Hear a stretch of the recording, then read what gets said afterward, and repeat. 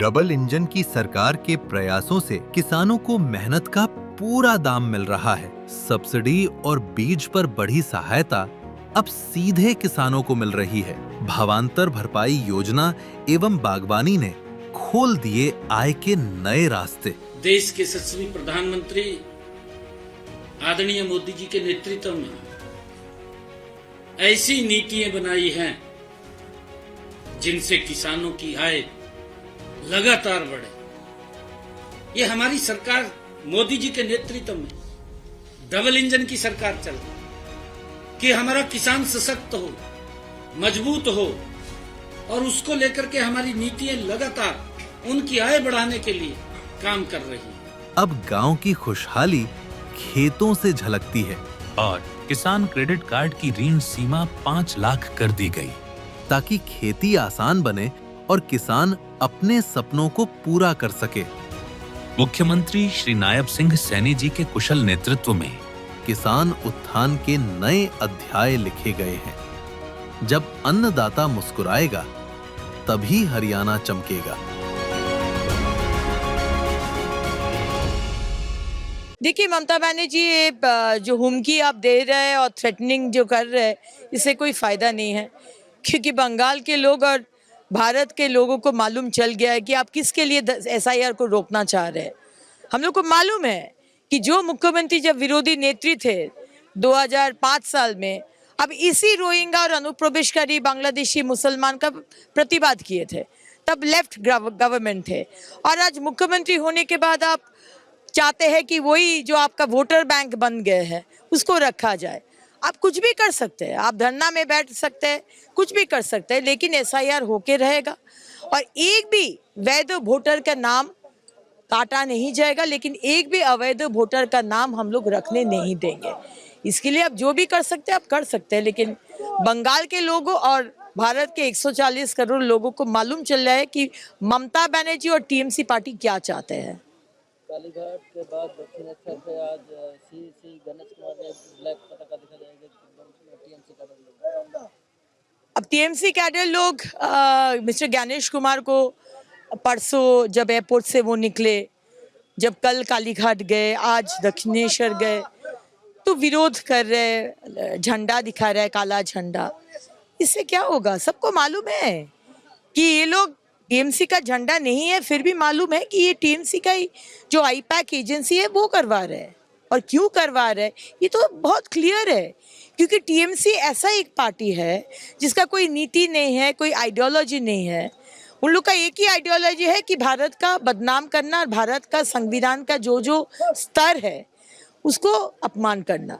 वो राष्ट्रपति हो, वो चीफ इलेक्शन कमिश्नर हो, वो प्रधानमंत्री हो, उपराष्ट्रपति हो, कोई भी हो, विचारपति हो, इसको अपमान करना और उसका हैकल करना। आज Z+ security mister Gyanesh Kumar के, लेकिन उसके ऊपर विरोध हो रहा है। कलकत्ता पुलिस क्या कर रहे हैं? अंगुली चूस रहे थे क्या? लेकिन अच्छा हुआ मिस्टर ज्ञानेश कुमार को पता चला कि आज बंगाल के क्या अवस्था है। अगर मिस्टर ज्ञानेश कुमार जो Z+ सिक्योरिटी, उनके साथ ये हो सकता है, तो गांव में जो लोग वोट देने जाते हैं उसका साथ क्या होता होगा।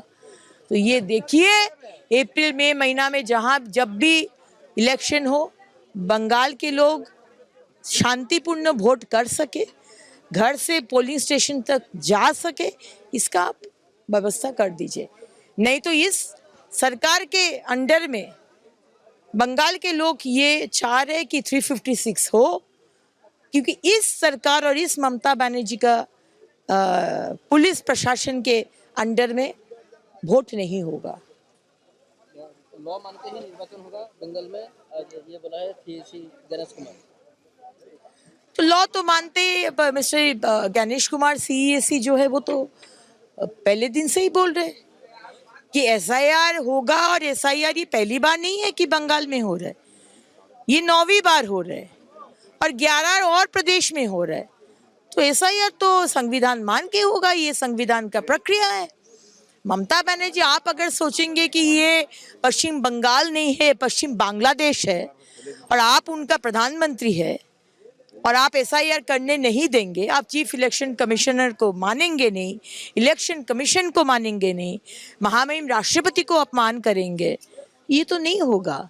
क्योंकि अभी तक तो हम लोग, बंगाल के लोग अभी तक तो पश्चिम बांग्लादेश नहीं होने दिए हैं और होने नहीं भी देंगे। तो होगा, नियम संविधान मान के होगा। लास्ट क्वेश्चन, अभी तक 60 लाख लोग तो विचाराधीन है, तो क्या लगता है राइट टाइम पे ये सारा प्रोसेस खत्म होगा? देखिए, ये तो इलेक्शन कमीशन के बात है। इलेक्शन कमीशन अब 60 लाख जो नाम एडजुडिकेशन में है, विचाराधीन प्रोसेस में है, उसको कैसे करके टाइम में किया जाए, क्योंकि 5 मई रात 12 बजे तक नया सरकार होना है। अगर नया सरकार नहीं बनता है तो राष्ट्रपति शासन होगा, और जितना तक बाकी है, अब ज़्यादा विचारपति आप लेके आइए उड़ीसा से, झारखंड से जैसे आए हैं, तो हो सकता है, लेकिन ये तो हमारा बोलने का कोई इख्तियार नहीं है, ये इलेक्शन कमीशन का विषय है। वो टाइम में कर पाएंगे कि नहीं कर पाएंगे तो उन लोग का प्लानिंग का विषय है। मैना विधानसभा में उड़ीसा का चिफ मिनिस्टर आ रहा है, तो ये परिवर्तन के लिए क्या है? ये बहुत हमारे लिए मोटिवेटिंग है, क्योंकि हमारे बगल वाला राज्य उड़ीसा, जो एक टाइम बहुत ही अनुन्नति में था, अनडेवलप्ड, लेकिन आज भाजपा सरकार आने के बाद कुछ ही साल में इस तरह से तरक्की हुआ है। हम लोग सपना देखते हैं कि हमारे भी बंगाल अप्रैल मई महीना में नया सरकार बने। 21 तो राज्यों में हमारे बीजेपी का सरकार है, माननीय प्रधानमंत्री नरेंद्र मोदी जी का सरकार है, डेवलपमेंट का सरकार है, उन्नयन का सरकार है, सबका साथ सबका विकास का सरकार है। वैसा सरकार बंगाल में भी हो। और धर्म धर्म में हर टाइम ये राजनीति, बंगाली और अबंगाली में अभी राजनीति, फिर बंगाली बंगाली में राजनीति, भाषा का राजनीति, बहुत ही निकृष्ट राजनीति चल रहे है।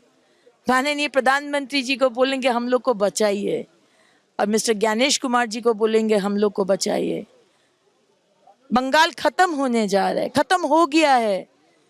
हम लोग चाहते हैं कि इस बार जो भी हो सरकार बने, और बंगाल का जो संस्कृति, सभ्यता, ऐतिह्य, कल्चर, उसको बचाया जाए। ये हम लोग का एक ही दावा है। ठीक।